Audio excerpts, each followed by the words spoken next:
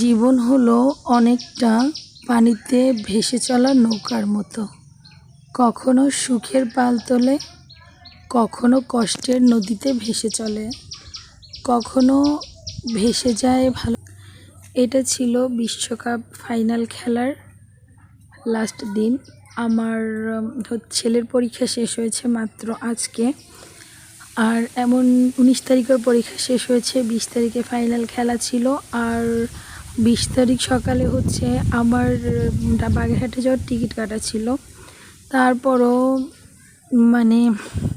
যেহেতু আর্জেন্টিনা এবং স্পেন দুইটা ভালো দলই ফাইনালে গিয়েছে, তাই খেলা দেখার জন্য সারা রাতটাই জেগেছিলাম। তো সারা রাত জেগে থেকে জার্নি করা আরও দুইটা বাচ্চা নিয়ে বিষয়টা কিন্তু একটু টাফ ছিল। আর এখানে আমি বিশ্বকাপের সুন্দর কিছু মুহূর্ত আপনাদের সাথে তুলে ধরেছি। এক দলের পরাজয় আর এক দলের জয়, সব মিলিয়ে খুবই আবেগঘন সুন্দর একটা পরিবেশ। খেলাটা খুবই উপভোগ করেছি। সারা রাত জেগে সবাই মিলে খেলা দেখেছি, জাইফা, জিসান, এমনকি ওরাও জেগেছিল। তো খেলা টেলা দেখে ভোর রাতে জাস্ট কিছুক্ষণ ঘুমিয়েছি।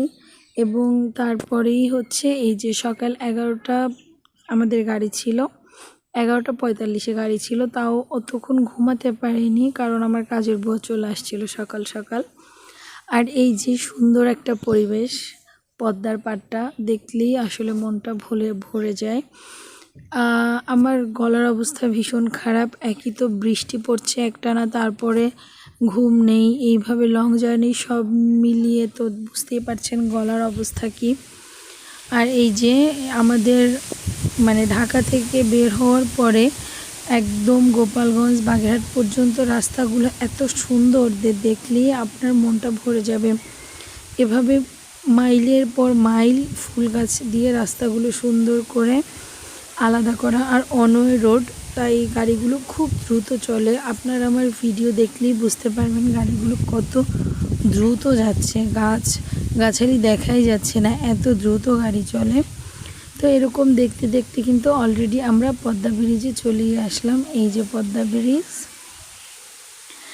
আগে ঢাকা থেকে বাগেরহাট আসার জার্নিটা এমন ছিল, পদ্মাটা পার হলে মনে হতো এই তো বাড়ি চলে আসছি। আর এখন গাড়িতে ওঠার সাথে সাথেই আমরা মনে হচ্ছে পদ্মা পার হয়ে যাচ্ছি, কারণ ঢাকা থেকে পদ্মা পার হতে প্রায় 40 থেকে 45 মিনিট সময় লাগে। তার মধ্যে আমরা কিন্তু পদ্মার পাড়ে চলে আসি। আর চারপাশের রাস্তাঘাট সব কিছুই অনেক সুন্দর, এবং এখনও কিন্তু বৃষ্টি পড়ছিল। রাস্তাঘাট সব ভিজা, দেখলেই বুঝতে পারবেন এই যে এখনও অনেক বৃষ্টি পড়তেছিল। তার মধ্যে এত জোরে গাড়ি টানে আমরা কিন্তু গোপালগঞ্জ পার হয়ে গেছি, তাই রাস্তাগুলো একটু সংকীর্ণ হয়ে আসছে। গোপালগঞ্জ পার হওয়ার পরে একদম গোপালগঞ্জের শেষ মাথাতে ওদের দোলা গাড়ির একটা পাম্পে ওরা দাঁড়ায়, সেখান থেকে কিছু খাবার কিনে নিলাম। আর একটু ফ্রি হয়ে 5-10 মিনিট হেঁটে নিলাম, কারণ অনেকক্ষণ বসে থাকতে হয়। আর অনেক স্পিডে গাড়ি চলছিল, তার মধ্যে আমি যতটুকু পেরেছি আপনাদের সাথে ব্লগটা শেয়ার করেছি। তো এরকম দেখতে দেখতে আমি কিন্তু বাগেরহাটে চলে আসছি।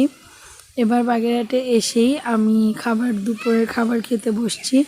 যেহেতু 11টা সাড়ে 11টার দিকে আমাদের গাড়ি ছিল, দুপুরে এসে কিন্তু আমি বাগেরহাটেই লাঞ্চটা করেছি।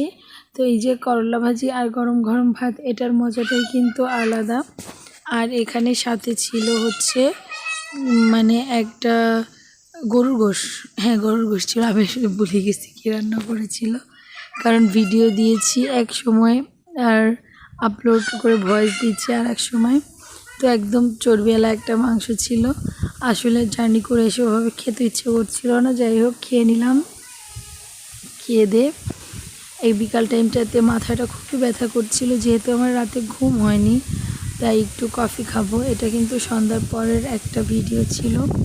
তো সবাই মিলে গল্প করছিলাম, আড্ডা দিচ্ছিলাম, বেশ ভালো একটা সময় কাটছিল। আর এই সময়টা কাটানোর জন্যই তো এত দূরে ছুটে আসি। আমার বাড়িতে আসলেই আমার গলার অবস্থা ঠান্ডা লেগে এই অবস্থা হয়ে যায়। জানি আপনাদের আমার ভয়েস শুনতে অনেক বেশি অসুবিধা হয়, কিন্তু কি করব বলেন, যেহেতু ভিডিও আমার দেয়ার ডেট থাকে, আমাকে তো ভিডিও দিতেই হবে। তো আমরা এখানে 3 জন কফি খাবো, ওরা খাবে না, তাই আমি এখানে পানি গরম দিয়ে আমি নিজে কফিটা বানাচ্ছিলাম।